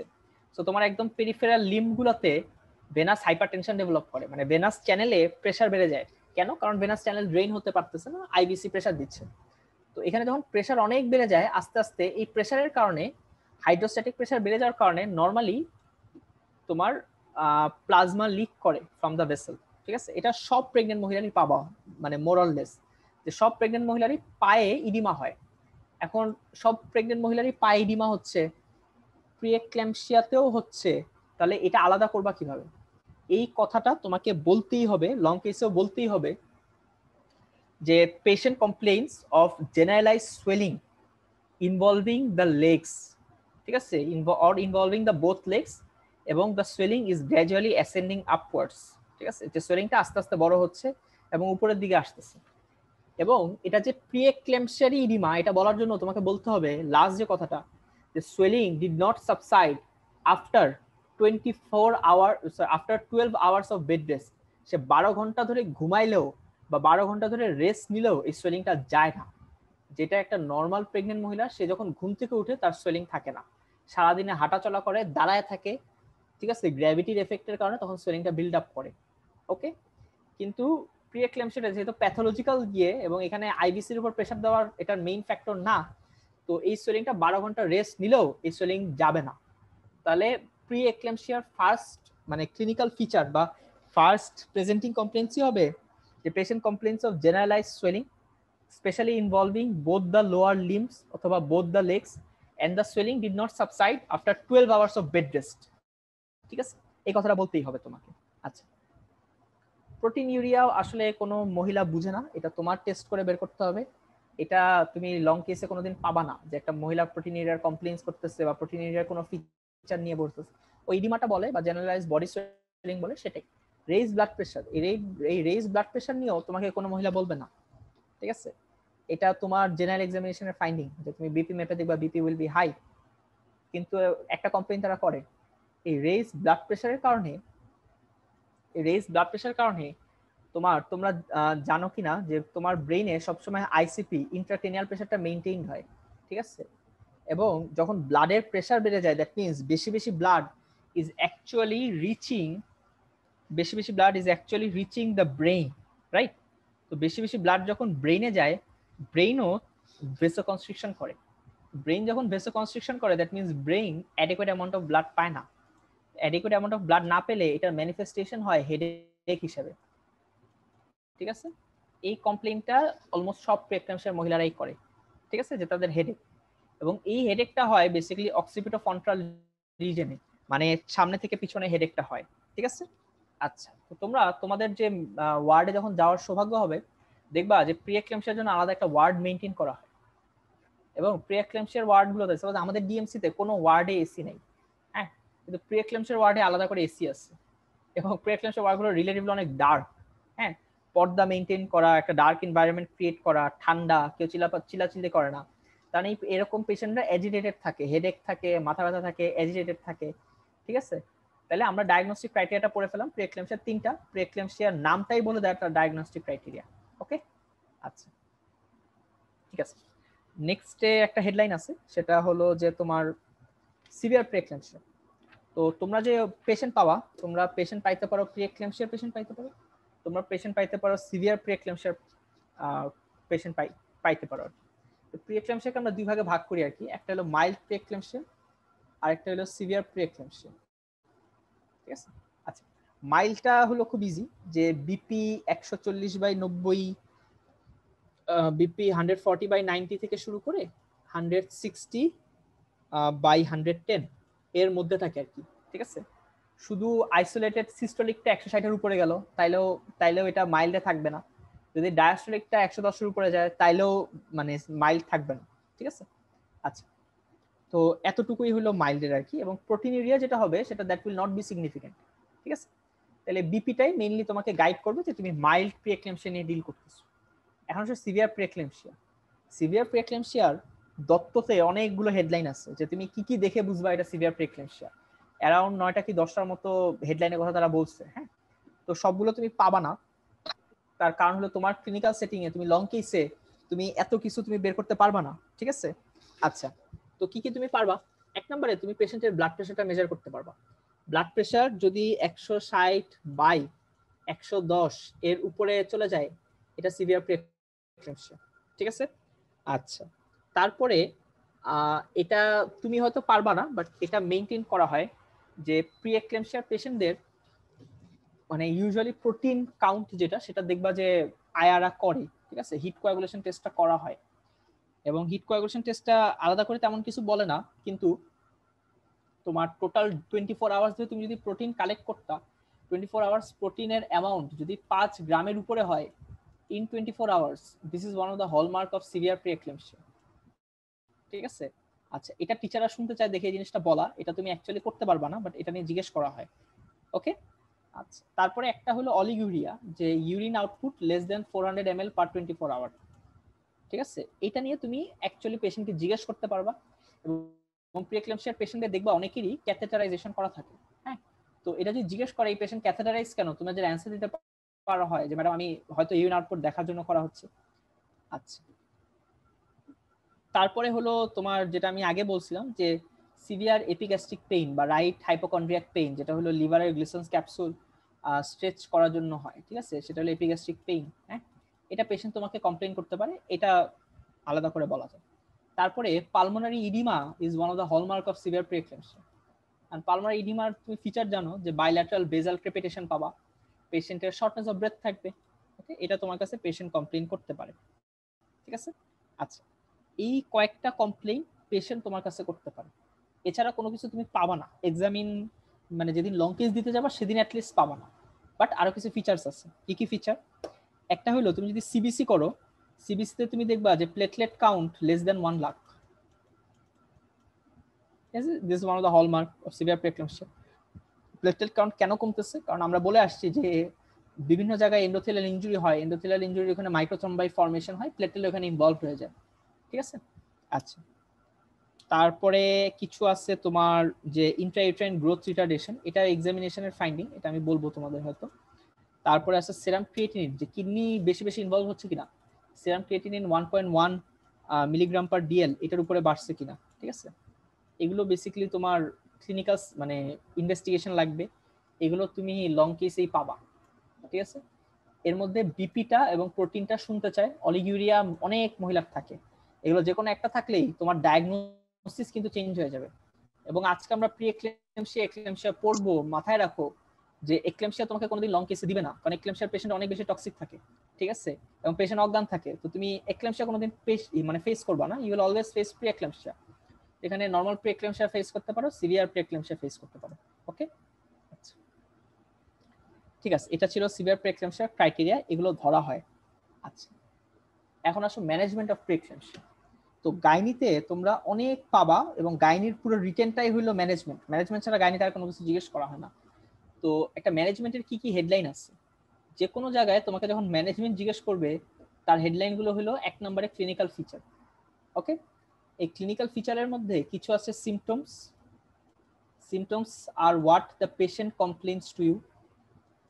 আর কিছু আছে সাইন্স। সাপোজ পেশেন্ট এসে বললো আমার পায়ে ব্যথা, ঠিক আছে, pain in the lower leg, এটা হলো সিমটম। তুমি ওই জায়গাতে চাপ দিয়ে দেখলা যে চাপ দিলেও ব্যথা, তাহলে tenderness in the lower leg. একটা পেশেন্ট বলছে, একটা তুমি নিজে অ্যাজ আ ফিজিশিয়ান তুমি এলিসিট করছো, যেটা তুমি এলিসিট করছো দ্যাট ইজ আ সাইন, যেটা পেশেন্ট বলছে দ্যাট ইজ আ সিমটম। আচ্ছা, ক্লিনিক্যাল ফিচার গেল। তারপরে আমাদের বলতে হয় ইনভেস্টিগেশন, তারপরে আমাদের লাস্টে বলতে হয় ট্রিটমেন্ট। ঠিক আছে, এই আরএক্স শব্দের অর্থ হলো ট্রিটমেন্ট। ওকে, আচ্ছা, তো আমরা একটা একটা করে আসি। এক নম্বরেই আমরা বলবো যে প্রি-এক্লাম্পসিয়ার মধ্যে ক্লিনিক্যাল ফিচারের মধ্যে সিমটমস এন্ড সাইন্স। ঠিক আছে, আচ্ছা, সবার আগে আসো সিমটম। সিমটম কি বলে? সিমটমের মধ্যে তোমরা পড়ছো যে প্রি-এক্লাম্পসিয়া দুই রকম হতে পারে। Pre-eclampsia can be mild, pre-eclampsia can be severe. এখন যেটা মাইল্ড প্রি-এক্লাম্পসিয়া, সেখানে ব্লাড প্রেশার বাড়া ছাড়া আর কোনো প্রবলেম থাকে না, সোজা হিসাব। মাইল্ড প্রি-এক্লাম্পসিয়াতে ব্লাড প্রেশার বাড়া ছাড়া আর কোনো প্রবলেম থাকে না। এই যে ব্লাড প্রেশার বাড়তেছে, তার কারণে ব্লাড প্রেশার বাড়া এবং শুধু তোমার ইয়েটা ছাড়া আর কোনো ইয়ে থাকে না। তো পেশেন্ট সবার আগে যে জিনিসটা নোটিস করে দ্যাট ইজ দ্য ইডিমা, এবং oedema is the only feature of basically mild preeclampsia. এবং হেডেকটাও, headache itself is a feature of mild preeclampsia. এখন হেডেককে তোমরা বইয়ে দেখবা যে হেডেককে অ্যালার্মিং ফিচারের মধ্যে বলছে। এখন হেডেক যেটা মানে অন এন্ড অফ প্যাটার্নে, মানে 6 ঘন্টা ধরে হেডেক, আবার থেমে যাচ্ছে, আবার হচ্ছে, এটা মাইল্ড ফিচারের মধ্যে পড়ে। ঠিক আছে, কিন্তু যেই হেডেকটা পারসিস্টেন্ট, রয়েই যাচ্ছে, সেটা আবার অ্যালার্মিং ফিচার। ঠিক আছে, এই জিনিসটা তোমাদের বইয়ে আলাদা করে দেওয়া নেই, বলে দিলাম আর কি। আচ্ছা, দেন কিছু আছে সিভিয়ার প্রি-এক্লাম্পসিয়া বা অ্যালার্মিং ফিচার্স। এই অ্যালার্মিং ফিচার্স এর মধ্যে 1 নম্বরে আসবে কন্টিনিউয়াস হেডেক, এবং 2 নম্বরে আসবে অলিগুরিয়া, যে কিডনিকে এত ধরে ফেলছে যে ইউরিন আউটপুট একদম ডিমিনিশড। 3 নম্বরে পেশেন্ট কমপ্লেইন করবে pain in the upper abdomen, specially epigastric রিজিয়নে। হ্যাঁ, এবং পেশেন্টের আই সিমটম হইতে পারে। ঠিক আছে, যে ব্লারিং অফ ভিশন, ব্লাইন্ডনেস। ঠিক আছে, এইসব কমপ্লেইন করা মানে these are alarming features of pre-eclampsia. এবং প্রত্যেকটা কেন হয় আমি তোমাদের আগে বলে দিচ্ছি। এখন আসলে সায়েন্স। আচ্ছা, সায়েন্সের মধ্যে তুমি যে একটা পেশেন্টকে এক্সামিন করতেছো, তুমি কি কি প্রোফর্মা ধরে এক্সামিন করতেছো। যেহেতু এটা অবস্টেট্রিক কেস, মানে she is a pregnant women, এবং একটা প্রেগন্যান্ট ওমেনের এক্সামিনেশন তুমি করতেছো, 1 নাম্বার হেডলাইন হলো on general examination. General examination তুমি কি কি পাবা। ঠিক আছে, 2 নাম্বার হেডলাইন হলো অবস্টেট্রিক এক্সামিনেশন। ঠিক আছে, অবস্টেট্রিক এক্সামিনেশন করে কি কি পাবা। 3 নাম্বার হেডলাইন হলো আদার সিস্টেম এক্সামিনেশন। এই আদার সিস্টেম এক্সামিনেশনের মধ্যে আমরা সেই সব রিলেভেন্ট সিস্টেমটাকে এক্সামিন করি যেখানে প্রি-এক্লাম্পসিয়ার কমপ্লিকেশনগুলো আমরা দেখতে পারবো হয়তো। ঠিক আছে, আচ্ছা, তাহলে জেনারেল এক্সামিনেশনে কি পাবা। জেনারেল এক্সামিনেশনে পাবা ব্লাড প্রেশার অনেক বেশি বেড়ে যাবে। ঠিক আছে, আচ্ছা, এবং ইডিমাটাও জেনারেল এক্সামিনেশনের ফাইন্ডিং। ইডিমাটাও দেখতে পাবা যে ইডিমাটাও বাড়তেছে, মানে এটা অ্যাসেন্ডিং আপওয়ার্ডস। ঠিক আছে, এই দুইটাই বেসিক্যালি তোমার জেনারেল এক্সামিনেশনের ফাইন্ডিং। ওকে, আচ্ছা, এখন আসো অবস্টেট্রিক এক্সামিনেশন। অবস্টেট্রিক এক্সামিনেশনে কি বলে। অবস্টেট্রিক এক্সামিনেশনে তুমি একটা জিনিসই পাবা, সেটা কি তোমাদের আমি একটু অন্য জায়গায় দেখাই। আচ্ছা, তো এটা সাপোজ একটা প্রেগনেন্ট মহিলার মানে আম্বেলিকাস। হ্যাঁ, তো প্রতি সপ্তাহ জুড়ে বাচ্চার সাইজটা বড় হয়। ঠিক আছে, বাচ্চা যেহেতু বড় হচ্ছে, ইউট্রাসের সাইজটাও বড় হচ্ছে। ওকে, কারণ বাচ্চাটাই ইউট্রাসকে ডিস্টেন্স করে। তো 24 সপ্তাহ যখন হয়, একটা প্রেগনেন্সি যখন 24 সপ্তাহ আসে, তখন ইউটেরাসের সাইজ হওয়ার কথা at the level of the umbilicus, এবং 36 উইকসে এটা সবচেয়ে হাইয়েস্ট লেভেলে আসে at the level of xiphisternum 36 weeks. ঠিক আছে, আচ্ছা, তো তুমি একটা প্রেগনেন্ট মহিলার পেটে হাত দিবা, হাত দিয়ে উপর থেকে নিচে আসতে থাকবা। নিচে এসে তুমি দেখবা যে কোন লেভেলে আসার পরে you actually get to feel the uterus, এই গ্র্যাভিড ইউট্রাসটা কোন লেভেলে এসে তুমি ফিল করো। ঠিক আছে, সেটা তুমি খেয়াল করবা। ওকে, সাপোজ আমি এই সপ্তাহে খেয়াল করি, এই জায়গাতে আমি গ্র্যাভিড ইউট্রাসটা পেয়ে গেলাম। ঠিক আছে, আর আমি মহিলাটার হিস্ট্রি নিলাম যে সে 24 সপ্তাহ ধরে প্রেগনেন্ট। তাহলে তুমি খেয়াল করে দেখো 24 সপ্তাহে তার ইউট্রাসটার সাইজ থাকা উচিত ছিল এট the level of the umbilicus, but তুমি আম্বিলিকাসের থেকে অবভিয়াসলি অনেক নিচে পাচ্ছ। কেন পাচ্ছ? তার কারণ হইলো বাচ্চা ঠিকমতো ডেভেলপ করতেছে না, বাচ্চারই সাইজ ছোট, বাচ্চার সাইজ ছোট দেখে ইউট্রাসও বড় হচ্ছে না। সো এই জিনিসটাকে আমরা বলি সিমফাইসিও ফান্ডাল হাইট। যে ইউট্রাসের ফান্ডাস এর হাইটটা কোথায় সেটা আমি দেখতে যাচ্ছি, ঠিক আছে, সেটা আমরা মেজার করি আর কি। তো এই সিমফাইসিও ফান্ডাল হাইটটা is a part of obstetric examination, এটা তোমরা হয়তো ওয়ার্ড লেভেলে গেলে পড়বা। আমি একটু জাস্ট আইডিয়া দিলাম এটা কেন, যে যখন তুমি দেখবা যে ইউট্রাসের সাইজ যে জায়গায় থাকার কথা সেই জায়গায় যখন তুমি পাচ্ছ না, তোমাকে বুঝতে হবে বাচ্চা ঠিক মতো গ্রোথ হচ্ছে না, যেটাকে আমরা বলি আইইউজিআর, ইন্ট্রা ইউট্রাইন গ্রোথ রিটার্ডেশন। ওকে, আচ্ছা, এই জিনিসটা অবস্টেট্রিক এক্সামিনেশনের মাধ্যমে তুমি পেতে পারো, ঠিক আছে। আচ্ছা, ওকে, তাহলে আমরা সায়েন্সের মধ্যে ছিলাম, সায়েন্সের মধ্যে অনেকগুলোই বলে ফেলছি। আদার্স আমরা জাস্ট লাংসটাকে এক্সামিন করি যে লাংসের মধ্যে বাইল্যাটারাল বেজাল ক্রেপিটেশন পাচ্ছি কিনা, which is a feature of pulmonary edema. ওকে, তাহলে এগুলো হলো আমার সায়েন্স। হ্যাঁ, ওকে, নেক্সটে আসো আমার investigations and treatment. Investigations and treatment, তো প্রিএক্লাম্পসিয়ার মধ্যে প্রিএক্লাম্পসিয়ার যে হেডলাইন, প্রিএক্লাম্পসিয়ার হেডলাইনই তোমাকে বলে দেয় যে প্রিএক্লাম্পসিয়ার তিনটা ফিচার থাকে, ঠিক আছে। ই দিয়ে ইডিমা, আর দিয়ে রেইজ ব্লাড প্রেশার, পি দিয়ে প্রোটিনিউরিয়া। এতক্ষণ তুমি অনেক কিছু দেখছো কিন্তু তুমি প্রোটিনিউরিয়াটাকে এস্টাবলিশ করতে পারো নাই। তাহলে প্রিএক্লাম্পসিয়ার ইনভেস্টিগেশনে সবার আগে কাজ হলো আমি ইউরিনটাকে এক্সামিন করব টু এস্টাবলিশ প্রোটিনিউরিয়া। আচ্ছা, এখানে প্রিএক্লাম্পসিয়া ইনভেস্টিগেশন বইয়ে যেভাবে বলা, দত্তত যেভাবে বলা, তোমাদেরও সেভাবেই পড়া উচিত। এবং এটা এভাবে বলবা যে ইউরিন এক্সামিনেশন, ইউরিন এক্সামিনেশনের আন্ডারে তিনটা ইনভেস্টিগেশন আছে, ঠিক আছে। ব্লাড এক্সামিনেশনের আন্ডারে মানে একটা ব্লাডের মধ্যে 5টা ইনভেস্টিগেশন আছে। এই 8টা ইনভেস্টিগেশন গুলা টিচাররা হাতে গুনে গুনে দেখে, তোমাকেও বলতে পারতে হবে। ইউরিনের 1 নাম্বার ইনভেস্টিগেশন হলো হিট কোয়াগুলেশন টেস্ট। এটা লং কেসের সময় অনেক সময় করতে হয়, ওই ফার্স্ট ইয়ারে বায়োকেমিস্ট্রিতে করে আসছিলাম সেম জিনিস, heat coagulation test. Heat coagulation টেস্টের ইন্টারপ্রিটেশন হলো প্রোটিনিউরিয়া আছে কি নাই, দ্যাটস ইট। আর কিছু হিট কোয়াগুলেশন টেস্ট বলতে পারে না, কতটুকু আছে কোনোদিন বলতে পারে না, ঠিক আছে। আচ্ছা, 2 নাম্বার কথা হলো তুমি হিট কোয়াগুলেশন টেস্ট দিয়ে বুঝলা যে এখানে প্রোটিনিউরিয়া আছে, তোমার নেক্সট কাজ হলো প্রোটিনিউরিয়া কতটুকু আছে সেটা দেখা।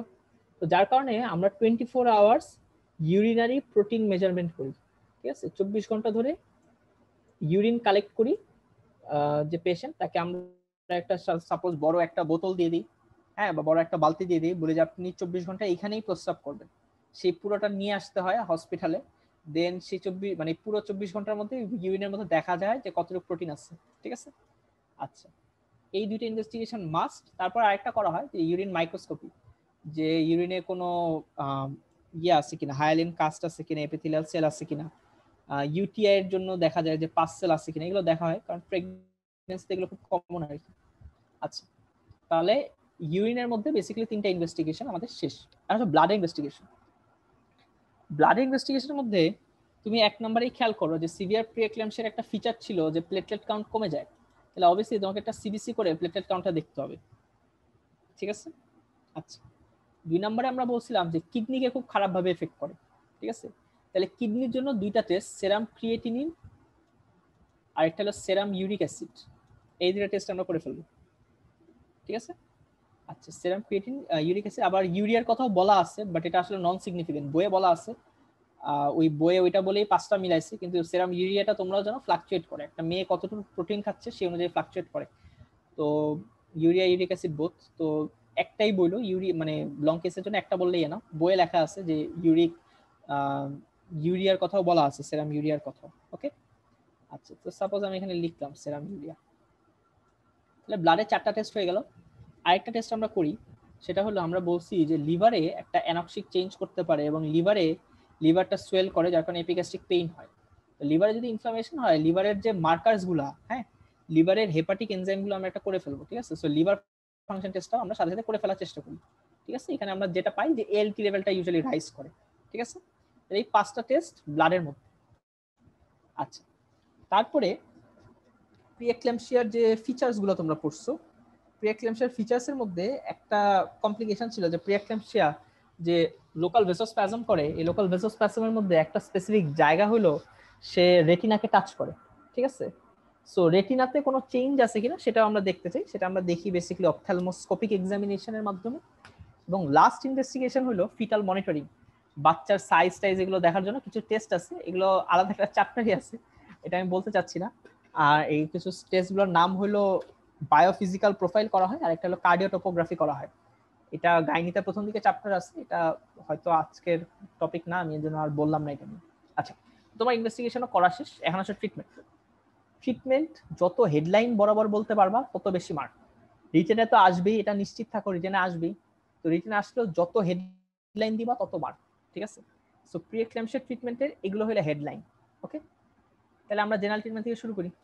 প্রি এক্লাম্পসিয়া একটা সিভিয়ার কন্ডিশন, তো পেশেন্টকে অবভিয়াসলি তুমি সবার আগে হসপিটালাইজ করতেই হবে, ঠিক আছে। হসপিটালাইজ করলাম। 2 নম্বরে আমরা পেশেন্টকে রেস্ট নিতে বলবো। এই রেস্টটা হবে লেফট ল্যাটারাল পজিশন। একটা মেয়ে যখন লেফট ল্যাটারাল পজিশনে যায় তখন তার মানে ইউরিনের যে ব্লাড কিডনির যে ব্লাড ফ্লো, সেই কিডনির ব্লাড ফ্লোর অ্যামাউন্টটা বেড়ে যায়। তো কিডনির ব্লাড ফ্লোর অ্যামাউন্টটা বাড়লে কিডনি তোমার ডাইউরেসিস বেশি বেশি করে। ডায়ালিসিস বেশি বেশি করা মানে তোমার বডি থেকে পানিকে বের করে দেওয়া, পানিকে বের করে দিতে পারলে এটা ব্লাড প্রেশারটাকে কমানোতে হেল্প করে। আচ্ছা, তাহলে 2 নম্বর হেডলাইন হলো রেস্ট। 3 নম্বর হেডলাইন হলো ডায়েট, ঠিক আছে, ডায়েট। এখন এখানে ডায়েটে তুমি খেয়াল করো এই প্রি এক্লাম্পসিয়ার ইনভেরিয়েবলি প্রোটিনুরিয়া থাকে, তাহলে ডায়েটটা শুড বি প্রোটিন রিচ, ঠিক আছে। যে ডায়েট দিবা that should be protein rich, শেষ, এখানে আর কোনো কথা আমাদের বলার দরকার নেই। নেক্সট হচ্ছে অ্যান্টি হাইপারটেনসিভ থেরাপি, এটা ইম্পর্টেন্ট, এটা নিয়ে তোমাদের মোরলেস জিজ্ঞেস করা হয়। আচ্ছা, অ্যান্টি হাইপারটেনসিভ, এই অ্যান্টি হাইপারটেনসিভ কিছু অ্যান্টি হাইপারটেনসিভ আছে যেগুলো আইভিতে দিতে হয়, কিছু অ্যান্টি হাইপারটেনসিভ আছে যেগুলো ওরালে দিতে হয়, ঠিক আছে। তো অনেকেই দেখবা যে ইনসুলিন নিতে চায় না, খালি বলে যে আমাকে মুখের ওষুধ দেন, মুখের ওষুধ দেন, কারণ স্বাভাবিক প্রতিটা দিন নিজেকে ইনজেকশন দেওয়া একটু টাফ ব্যাপার। এবং যে প্রেগনেন্ট মহিলা সেও এটা তার জন্য টাফ যে সে নিজে কন্টিনিউয়াসলি ইনজেকশন দিতেছে। তো তোমরাও হসপিটাল সেটিং এ এটা প্রেফার করা হয় যে আইভি ড্রাগ আমরা দিব না, আমরা ওরাল ড্রাগ দিব, ঠিক আছে। তোমরা 4th ইয়ারে যত হাইপারটেনশনের মেডিকেশন পড়ে আসছো সেগুলো আসলে এখানে ইউজ করে না। তো ওরালে 3টা ড্রাগ খুব কমনলি ইউজ হয়। 1 নম্বরেই বলতে হবে ওরাল মেথাইল ডোপা, এটা হলো খুব কমনলি ইউজ হয়, ঠিক আছে। মেথাইল ডোপা খুব কমনলি ইউজ হয়, ওকে, মেথাইল ডোপা খুব কমনলি ইউজ হয়। তারপরে আমরা যে ড্রাগটা ইউজ করি সেটার নাম হলো ল্যাবেটালল। এই ল্যাবেটাললের সুবিধা হলো এটার আইভি ফর্ম আছে, ওরাল ফর্ম আছে, তো আমরা ওরালটাই দিব। 1 নম্বরে মেথাইল ডোপা, 2 নম্বরে ল্যাবেটালল, 3 নম্বরে নিফেডিপিনের কথা বলা আছে। আচ্ছা, নিফেডিপিন, ঠিক আছে। এই 3টা ড্রাগ হলো ওরালে আমরা ইউজ করি, মেথাইল ডোপা, ল্যাবেটালল, নিফেডিপিন। এখন হচ্ছে আইভি ড্রাগস। আইভি ড্রাগস কি কি আছে? আইভির ক্ষেত্রে একই কথা, আইভি ল্যাবেটালল ইউজ করতে পারি আমরা, আর একটা আছে আইভি হাইড্রোলাজিন, ঠিক আছে। আচ্ছা, তো তোমরা যখন মানে ইয়েতে যাও, পরীক্ষা দিতে যাও, সবাই যেটা করে যে হাইড্রোলাজিনের কথা অনেক বেশি বলে। তো হাইড্রোলাজিন রেগুলারলি ইউজ করার মতো একটা ড্রাগ না, ঠিক আছে, কারণ হাইড্রোলাজিনের সাইড এফেক্ট অনেক বেশি। হাইড্রোলাজিন তখন ইউজ করি যখন হাইপারটেনশনের ক্রাইসিস দেখা যায়, মানে ব্লাড প্রেশার অনেক হাই, ঠিক আছে, তখন আমরা হাইড্রোলাজিন ইউজ করি, ঠিক আছে, এই কথাটা মাথায় রাখো। আচ্ছা, তারপরে আসো ডায়াবেটিক্স। ডায়াবেটিক্স তো রেগুলারলি আমরা ইউজ করব না, এবং একটা পেশেন্টের যদি কমপ্লিকেশন না থাকে তাহলে মানে তাছাড়া ডায়াবেটিক্স ইউজ করার কোনো ইউজই নাই। ডায়াবেটিক্স আমরা কোথায় ইউজ করি? মেইনলি পালমোনারি এডিমা যদি হয় তখন, এটাই 1 নম্বর ইন্ডিকেশন, ঠিক আছে। তো তুমি একটা লং কেস দিচ্ছ, তোমার পেশেন্ট সুন্দর মতো তোমার সাথে কথা বলতেছে, তার শ্বাস নিতে প্রবলেম হচ্ছে না, তুমি ট্রিটমেন্টে সুন্দর মতো ডায়াবেটিক্স বলে দিবা, এটা কিন্তু চলবে না, ঠিক আছে। তুমি যখন লং কেস দিতেছো, মানে তোমার treatment should be tailored to your patient শুধু। আচ্ছা, তারপরে 2 নম্বর হলো সেডেশন। যেহেতু ব্লাড প্রেশার হাই থাকার কারণ মানে অনেকেই দেখবা যে একটা টক্সিক এনভায়রনমেন্টে থাকলে, সারাক্ষণ চিল্লাপাল্লার মধ্যে থাকলে ব্লাড প্রেশার বেড়ে যায়। তো এইসব পেশেন্টদের আমরা সেডেশনের জন্য ঘুমের ওষুধ দিয়ে রাখি আর কি, ডায়াজেপাম দিয়ে রাখা হয়, ঠিক আছে। আচ্ছা, তারপর হলো মেইনটেইন আ প্রোগ্রেস চার্ট। এই প্রোগ্রেসের চার্টের মধ্যে তুমি বিপি ফলো আপ করবা, ইউরিন আউটপুট ফলো আপ করবা, ঠিক আছে, ইডিমাটা দেখবা যে বাড়তেছে না কমতেছে, হ্যাঁ, ব্লাডের টেস্ট গুলো রিপিট করবা, অপথ্যালমোস্কোপিক টেস্ট করবা, ফিটালকে মনিটর করবা, এর বেশি কোনো কিছু না, ঠিক আছে। আচ্ছা, এর বেশি কোনো কিছু না, ওকে। তারপরে লাস্ট হেডলাইন হলো অবস্টেট্রিক ম্যানেজমেন্ট। এই অবস্টেট্রিক ম্যানেজমেন্ট নিয়ে অনেক বেশি কোয়েশ্চেন করা হয়, এবং তোমার ক্ষেত্রেও বলে রাখি যে তোমার ক্ষেত্রেও তোমার পেশেন্ট যেভাবে মানে তোমার পেশেন্ট যে অবস্থায় আছে তুমি ট্রিটমেন্টটা তার হিসাবে বলবা, উল্টাপাল্টা কোনো কিছু বলতে যাবা না। আচ্ছা, এখন অবস্টেট্রিক ম্যানেজমেন্ট আমি বলি। ওকে, অবস্টেট্রিক ম্যানেজমেন্ট ডিপেন্ড করে পেশেন্টের সিমটমের কি অবস্থা। সাপোজ পেশেন্টের সিমটম খুবই খারাপ, ঠিক আছে, যে ব্লাড প্রেশার অনেক বেশি এবং বিপি পারসিস্টেন্টলি রাইজিং, ঠিক আছে, বিপি বাড়তে আছে, সিভিয়ার প্রিএক্লেমশিয়া, হ্যাঁ, তখন এই এই মহিলার প্রেগনেন্সি কত সপ্তাহ এটা দেখার কোনো বিষয় না। এবং তোমরা একটা জিনিস খেয়াল রাখবা যে বাংলা সিনেমায় মানে হাজবেন্ডকে চয়েস দেওয়া হইতো যে আপনার মানে বাবুর অবস্থা খারাপ, আমরা মা বা বাচ্চার যে কোনো একজনকে বাঁচাইতে পারবো, কাকে বাঁচাবো, ঠিক আছে, এবং সবসময় বাচ্চাকে বেছে নিত। তো রিয়েল লাইফে এটা খাটে না, গাইনিতে আরো খাটে না। গাইনিতে এটা প্যাথেটিক হইলেও মাদার কামস ফার্স্ট, ঠিক আছে, বাচ্চার আগে মা। যে মানে গাইনিতে এটাই ফলো করা হয়। আচ্ছা, তাহলে বিপি অনেক বেশি, তুমি ফিচার্স অনেক হাই, সব ফিচার্স দেখতেছো, কোনোভাবে কন্ট্রোল করতে পারতেছো না। আমার ট্রিটমেন্ট খুব সিম্পল, আমি কাপলকে কাউন্সিলিং করবো যে আপনার এরকম অবস্থা খারাপ, যদি এটা কন্টিনিউ করতে দিই, আমি প্রেগনেন্সি কন্টিনিউ করতে দিই, আপনিও বাঁচবেন না, বাচ্চাও বাঁচবে না। So termination of pregnancy irrespective of gestational age, বাচ্চার বয়স কত আমার দেখার কোনো দরকার নেই, প্রেগনেন্সি টার্মিনেট করতে হবে, ঠিক আছে, যদি ফিচার খুবই সিভিয়ার থাকে। ওকে, আচ্ছা, এখন প্রেগনেন্সির মানে প্রিএক্লেমশিয়ার যে ফিচার্স গুলা সেগুলো মিডিয়াম লেভেলের ফিচার্স, এবং বিপিটাও হাই হয়ে আছে, বিপিটা হাই হয়ে থাকে কিন্তু স্ট্যাটিক লেভেলে, বিপিটা কন্টিনিউয়াসলি বাড়তেছে না, ঠিক আছে, তখন তুমি দেখতে হবে তোমার প্রেগনেন্সির বয়স কত। এই মহিলার প্রেগনেন্সি যদি 37 উইকস ক্রস করে ফেলে, এবং তোমরা জানো যে 37 উইকস ক্রস করা মানে টার্মটা ফুল হয়ে যাওয়া, ঠিক আছে, টার্ম যদি ফুল হয়ে যায় তাহলে তখন ট্রিটমেন্ট বলা হয় যে delivery is to be consider, সাথে সাথে ডেলিভারি করে দাও। আর যদি 37 এর কম হয় তখন তুমি চেষ্টা করবা যে 34 উইকস পর্যন্ত প্রেগনেন্সিটাকে টানা যায় কিনা, পেশেন্টকে খুব ভালো ফ্যাসিলিটি দিবা, হসপিটালে অ্যাডমিট রাখবা, 34 উইকস পর্যন্ত প্রেগনেন্সিকে টানা যায় কিনা। তার কারণ হলো 34 উইকসে ফিটাল লাংটা এমন লেভেলে চলে আসে যে সে ইন্ডিভিজুয়াল সার্ভাইভালের ক্যাপাসিটি রাখতে পারে, ঠিক আছে। আচ্ছা, তাহলে বিপি মাইল্ড হলে আমি জেস্টেশনাল এজটার দিকে তাকাবো। ওকে, আরেকটা হতে পারে যে প্রিএক্লেমশিয়ার ফিচার এখন আর নাই, কন্ট্রোল হয়ে গেছে, প্রিএক্লেমশিয়ার ফিচার টোটালি কন্ট্রোল, তখন তুমি অ্যালাউ প্রেগনেন্সি টু কন্টিনিউ, ঠিক আছে, কন্টিনিউ করতে অ্যালাউ করবে ফর 37 উইকস, কন্টিনিউ করতে অ্যালাউ করবে, দেন 37 উইকস হলে then you can ask for delivery, ঠিক আছে, চুজ ফর ডেলিভারি। ওকে, আচ্ছা, এই গেল প্রিএক্লেমশিয়ার ম্যানেজমেন্ট। নেক্সট পার্ট, প্রিএক্লেমশিয়ার কমপ্লিকেশনস, ঠিক আছে।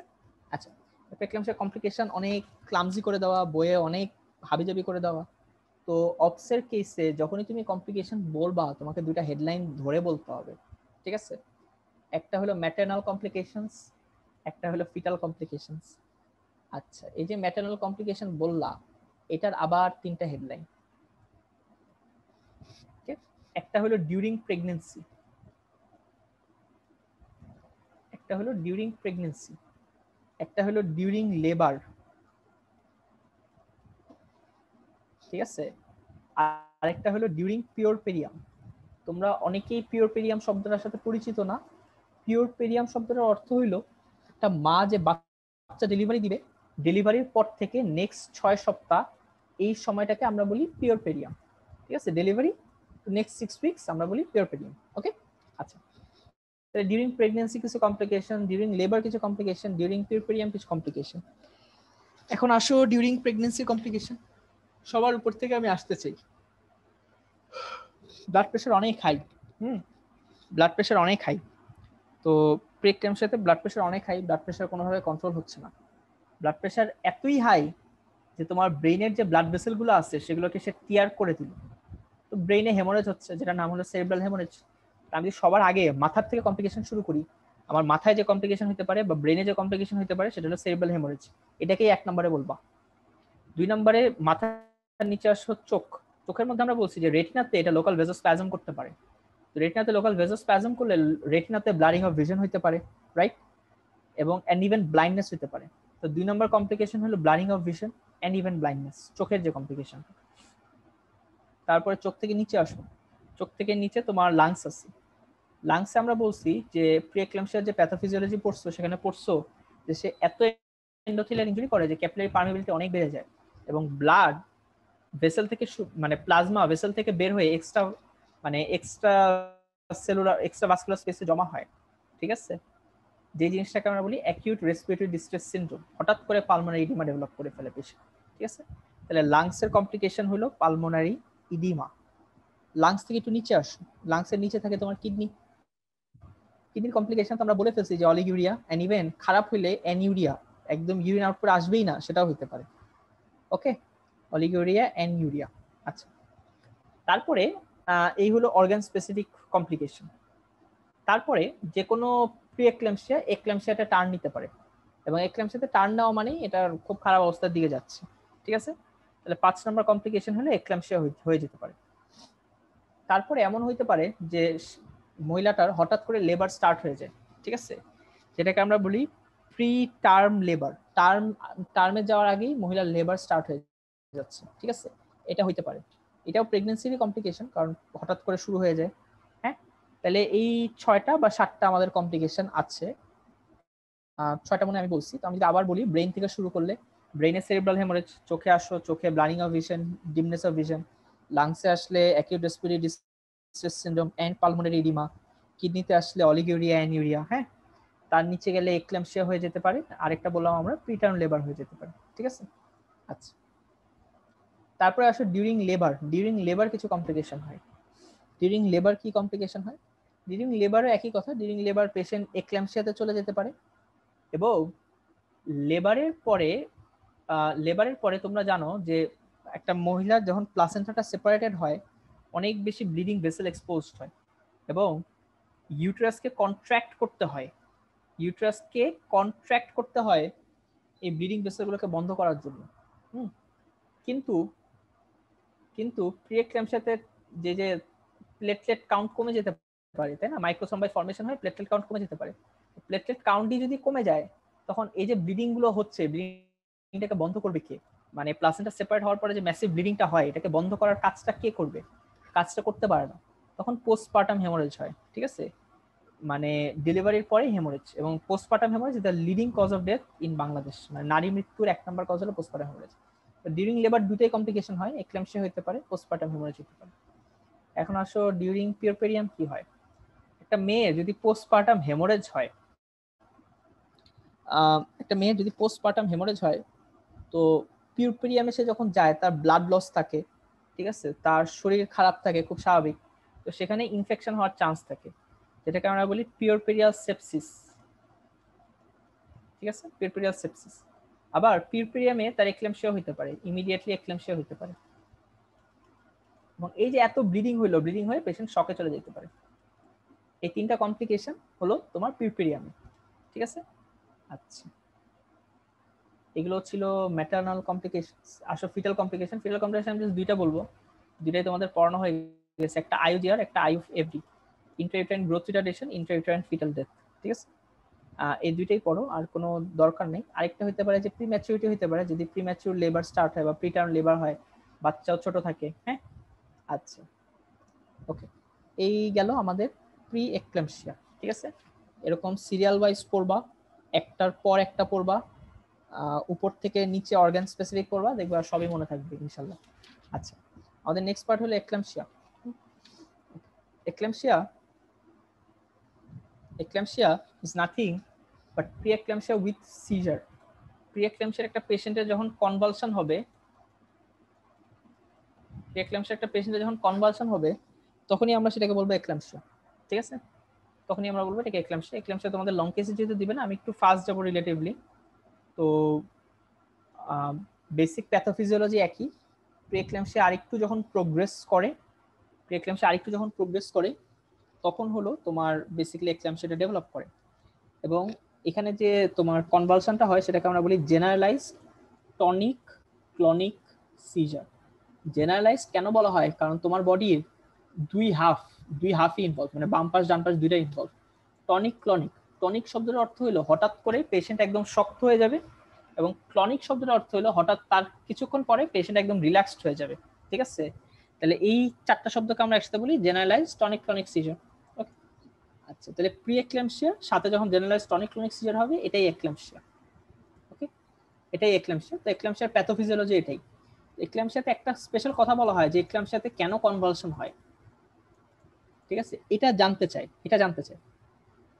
তো এটার পিছনে তিনটা কথা তোমাদের বইয়ে বলা আছে। এক নম্বরে বলা আছে সেরিব্রাল ভেসোস্প্যাজম। আমরা যখন প্যাথোফিজিওলজি পড়ছি তখন পড়ছি যে লোকাল ভেসোস্প্যাজম হয়, এরকম ব্রেইনের ব্লাড ভেসেল গুলো ভেসোস্প্যাজম হতে পারে, ঠিক আছে। আচ্ছা, আরেকটা হতে পারে সেরিব্রাল ইডিমা। সেরিব্রাল ইডিমা কেন হয়?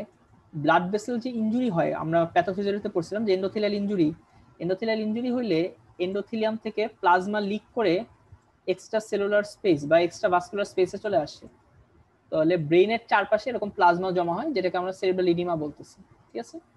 আচ্ছা, আরেকটা সেরিব্রাল ডিসরিদমিয়া, মানে ব্রেইনের যে বেসিক রিদম, এই রিদমটা অল্টার্ড হয়ে যায়। হ্যাঁ, আচ্ছা, এখন এই তিনটা বেসিক প্যাথোলজি। তো ওকে, তো যখনই তোমার ব্রেইনে কোনো জায়গায় ইসকেমিয়া হয় আর কি, ব্রেইনে যখন কোনো জায়গায় ইসকেমিয়া হয় তখন নিউরনগুলো হঠাৎ করে ফায়ার করে। নিউরনগুলো হঠাৎ করে যে ফায়ার করতেছে ওইটাই বেসিক্যালি কনভালশন, ঠিক আছে। সেরিব্রাল ভেসোস্প্যাজম, সেরিব্রাল এডিমা, সেরিব্রাল ডিসরিদমিয়া, এই তিনটা কারণে এক্ল্যাম্পসিয়ার যে স্পেশাল ফিচার যেটা কনভালশন সেটা হয়, ঠিক আছে। আচ্ছা, আসলে এক্ল্যাম্পসিয়ার ক্লিনিক্যাল ফিচার আমি আর বলবো না, কারণ প্রি এক্ল্যাম্পসিয়ার এটার মানে প্রি এক্ল্যাম্পসিয়ার যত ক্লিনিক্যাল ফিচার এখানেও চলে আসবে। আলাদা করে যে জিনিসটা আসবে সেটা হলো কনভালশন, ঠিক আছে। আর পেশেন্ট মেবি আনকনশিয়াস, কারণ কোমাতেও চলে যেতে পারে। এখন একটা এক্ল্যাম্পসিয়ার পেশেন্ট মানেই দিস পেশেন্ট ইজ কনভালসিং, তোমার সামনে পেশেন্টের কনভালশন হতে থাকবে, ঠিক আছে, তোমার সামনে পেশেন্টের কনভালশন হতে থাকবে। তাহলে জেনারেল ট্রিটমেন্টের প্রথম কাজই হলো পেশেন্টের কনভালশনটা ম্যানেজ করা। তাহলে কনভালশন ম্যানেজ করার জন্য একটা পেশেন্ট যখন কনভালশন হয় তখন তার দেখবা মুখ দিয়ে অনেক ফেনা ফেনা বের হয়, এবং পেশেন্টকে তুমি যদি তার জায়গাতেই রেখে দাও, এই মানে এই সিক্রেশন গুলো লাংসে চলে যায় এবং আলটিমেটলি নিউমোনিয়া করে, ঠিক আছে, ও খারাপ আর কি। তো আমরা সবার আগে যে চেষ্টাটা করি পেশেন্টটাকে একটা লেফট ল্যাটারাল পজিশনে নিয়ে আসি, ঠিক আছে, ল্যাটারাল পজিশনে নিয়ে আসি এবং আমরা এনশিওর করি তার অর্গান মানে হাত পা গুলো মানে মোটামুটি ধরে রাখার জন্য, হ্যাঁ, যার কারণে মানে সে হঠাৎ করে হাত পা কোনো জায়গায় নাড়াইলো, ব্যথা পাইলো, এই জিনিসটা যেন না হয়। এই জিনিসটাকে অ্যাকচুয়ালি বলা হয় যে এক্ল্যাম্পটিক পজিশন মেইনটেইন করা, ঠিক আছে। এটা তোমাদের আলাদা করে মনে হয় বইয়ে আছে বা ইয়েতেও দেখতে পারো, আমি ডিটেইলস বলতেছি না, এটা মেডিসিনে আসলে পড়তে হয় এক্ল্যাম্পটিক পজিশনটা জিনিসটা কি। আচ্ছা, তারপরে জেনারেল ট্রিটমেন্টের এক নম্বরে বললাম যে মেইনটেইন এক্ল্যাম্পটিক পজিশন। 2 নম্বরে পেশেন্টকে রিসাসিটেট করতে হয়, ঠিক আছে, পেশেন্টের এয়ারওয়ে, ব্রিদিং, মানে ইয়েটাও পড়ে আসছে হয়তো তোমরা ফিজিওতে, এয়ারওয়ে, ব্রিদিং, সার্কুলেশন, এই তিনটা জিনিস ঠিক আছে কিনা আমি ম্যানেজ করব, এটাই হলো রিসাসিটেশনের পার্ট, ঠিক আছে। আচ্ছা, তারপরে এই পেশেন্টটা যদি যেহেতু অজ্ঞান থাকে, তোমার প্রেসার সোর যেন ডেভেলপ না করে সেটা তোমাকে এনশিওর করতে হবে, পেশেন্টের পজিশন চেঞ্জ করতে হবে প্রতি 2 ঘন্টা করে, ওকে। আচ্ছা, এই কয়েকটা হলো বেসিক ফিচার। 2 নম্বর হলো কন্ট্রোল অফ কনভালশন, এটা মাস্ট এই জিনিসটা লাগবেই তোমাদের, ঠিক আছে। কন্ট্রোল অফ কনভালশন আমরা যে জিনিসটা দিয়ে করি সেটার নাম হলো ম্যাগনেসিয়াম সালফেট। আর নেক্সট স্লাইডে আমি ম্যাগনেসিয়াম সালফেট নিয়ে ডিটেইলসে বলতেছি, এখানে আর বললাম না, ওকে। কন্ট্রোল অফ কনভালশন আমরা করি magnesium sulphate. Control of hypertension, এখানেও হাইপারটেনশন কন্ট্রোল করা হয়, যেহেতু হাইপারটেনশন অনেক বেশি হয় obviously by IV drugs and nothing else, ঠিক আছে। ট্রিটমেন্ট অফ কমপ্লিকেশন, যতগুলো কমপ্লিকেশন আছে সবগুলোরই আলাদা করে ট্রিটমেন্ট আছে, তো যদি কমপ্লিকেশন থাকে তখন তুমি এটা ম্যানেজ করবা, এছাড়া দরকার নেই। লাস্টে আছে অবস্টেট্রিক ম্যানেজমেন্ট। এখানে অবস্টেট্রিক ম্যানেজমেন্ট অনেক কঠিন করে বলা, অনেক বড় করে বলা, এবং অপসের অনেক বেসিক জিনিস যেহেতু তোমরা পড়ো নাই, অবস্টেট্রিক ম্যানেজমেন্টের ডিটেলসে যাচ্ছি না, জাস্ট এতটুকু মাথায় রাখো, একটা পেশেন্ট যে জিনিসটা ভাইভাতে ধরা হয় যে একটা পেশেন্ট এক্ল্যাম্পসিয়া হলো, পেশেন্টটার এক্ল্যাম্পসিয়া হওয়ার 6 to 8 আওয়ার্সের মধ্যে you must terminate the pregnancy, করতেই হবে তোমাকে, মানে টার্মিনেট করতেই হবে, ঠিক আছে, তুমি রাখতে পারবা না, ওকে। এতটুকু জাস্ট মাথায় রাখো। এখন হচ্ছে ম্যাগনেসিয়াম সালফেট। এই ম্যাগনেসিয়াম সালফেটের যে ডোজ আমাদের বলা হয়, মানে এটা আমাদের ডিএসতে বলে যে ম্যাগনেসিয়াম সালফেটের ডোজ যদি তুমি না পারো ফাইনাল প্রফ দিতে যাবে না, ঠিক আছে, ফাইনাল প্রফ দিতেই যাবে না, ঠিক আছে, মানে এত ইম্পর্টেন্ট একটা জিনিস। আচ্ছা, এটা আমরা পড়ি। তো ম্যাগনেসিয়াম সালফেট, এটা this is only for controlling of convulsion, এটার একটা মেইনটেনেন্স ডোজ আছে এবং একটা লোডিং ডোজ আছে। পেশেন্ট আসার সাথে সাথে আমরা লোডিং ডোজটা দিয়ে দিই, এটা গাইডে বলো বইয়ে বলো অনেক মানে কঠিন করে দেওয়া, মানে যথেষ্ট কঠিন করে দেওয়া আর কি, মানে একটা জিনিস যত কঠিন করে দেওয়া যায় তত কঠিন করেই দিছে, হ্যাঁ। আচ্ছা, তো আমি তোমাদের লোডিং ডোজটাই আগে বলি, লোডিং ডোজটাই সবার আগে ধরে। লোডিং ডোজটা মাথা এটা মুছে দিলাম। আচ্ছা, লোডিং ডোজটা খুব সহজভাবে পড়ার ওয়ে আছে। লোডিং ডোজটা মাথায় রাখবা যে লোডিং ডোজ মানেই হলো টোটাল আমি 10 গ্রাম ম্যাগনেসিয়াম সালফেট পেশেন্টকে দিব, ঠিক আছে? 10 গ্রাম ম্যাগনেসিয়াম সালফেট পেশেন্টকে দিব। আচ্ছা, এই 10 গ্রামের মধ্যে আমি ভাগ করব। কিভাবে ভাগ করব? 4 গ্রাম আমি আইভি দিব এবং বাকি 6 গ্রাম আমি ইন্ট্রামাস্কুলার দিব। এখন এই 4 গ্রাম কিভাবে বানাইতে হয়, কিভাবে দিতে হয়, এগুলো ফাইনাল প্রফে জিজ্ঞেস করে। তো এগুলো ওয়ার্ড লেভেলে যখন এক্সপোজারটা হবে, চোখের সামনে বানানো দেখবা, তখন বোঝাটা একটু ইজি। তো আমি খুব সহজভাবে যদি বলতে চাই, আমরা 4 গ্রাম ম্যাগনেসিয়াম সালফেটকে আমরা 12 ml সরি তো 4 গ্রাম ম্যাগনেসিয়াম সালফেটকে মানে আমরা ডিস্টিল ওয়াটারের সাথে মিক্স করব, ঠিক আছে? ডিস্টিল ওয়াটারের সাথে মিক্স করে আমরা 20 ml এর একটা সলিউশন বানাবো, ঠিক আছে? তো এখানে আলাদা হিসাব আছে, এটাতে অনেক কমপ্লেক্স হয়ে যায়, আর এটা হয়তো এখন বোঝানো আসলে টাফ। তো 4 গ্রাম আইভি এতটুকু মাথায় রাখতে, 4 গ্রাম ম্যাগনেসিয়াম সালফেটকে আমরা 12 ml সরি ডিস্টিল ওয়াটারের সাথে মিক্স করব। মিক্স করে আমি 20 ml একটা ডিস্টিল ওয়াটারের বানাবো, একটা সলিউশন বানাবো। এই 20 ml আমি আইভি পেশেন্টকে দিব স্লোলি ওভার 10 মিনিটস, ঠিক আছে? এটা হলো 4 গ্রাম আইভির হিসাব। আচ্ছা, হয়তো একটু কমপ্লেক্স হয়ে যাচ্ছে, আমিও বুঝতেছি। আর আর 6 গ্রাম হলো আইভি দিতে হয়, এটা খুব ইজি। 6 গ্রাম আইভির হিসাবটা হলো যে ইচ বাটকে আমরা 3 গ্রাম 3 গ্রাম করে দিব। মানে লেফট বাটকে 3 গ্রাম, রাইট বাটকে 3 গ্রাম, ইমিডিয়েটলি আমরা দিয়ে দিব, ঠিক আছে? আইএম ইন ইচ বাটক, ঠিক আছে? তাহলে 6 গ্রাম আইএম, 4 গ্রাম আইভি, এভাবে জাস্ট মুখস্থ রাখবা। আচ্ছা, এখন আসো ম্যাগনেসিয়াম সালফেটের মেইনটেনেন্স ডোজ। এই মেইনটেনেন্স ডোজটাকে আমরা বলি যে 2.5 গ্রাম আইএম দিব আমরা ইন্ট্রামাস্কুলার, 2.5 গ্রাম করে দিব অল্টারনেট বাটকে 4 আওয়ার্স অ্যাপার্ট। মানে আমি রাইট বাটকে দিলাম, 4 ঘন্টা পরে আমি লেফট বাটকে দিব, তার 4 ঘন্টা পরে আমি আবার রাইট বাটকে দিব। এভাবে আমি মেনটেন করতে থাকবো, ঠিক আছে? এই মেইনটেনেন্সটা ইউজুয়ালি 24 ঘন্টা মেনটেন করে, এর বেশি করা হয় না, ঠিক আছে? আচ্ছা, তাহলে এটাই হলো ম্যাগনেসিয়াম সালফেটের ডোজ। আর এটা আমি বলে রাখি, এটা নিয়ে আমি পড়াবো না। অনেক হাসপাতালে ইভেন ডিএমসিতেও গভর্নমেন্ট একটা বোতল সাপ্লাই দেয় যেটার নাম হলো নেলাপসিন। এই নেলাপসিনটা বেসিক্যালি ম্যাগনেসিয়াম সালফেটই এটা সলিউশনটা বানানো থাকে আর কি। হ্যাঁ, ওই ম্যাক্সালফ দিয়ে যে সলিউশনটা বানাইতে হয় ডিস্টিল ওয়াটারতে, সেই সলিউশনটা বানানো থাকে নেলাপসিন। এবং তুমি খেয়াল করবা তোমার মেডিকেলে নেলাপসিন ইউজ করে কিনা।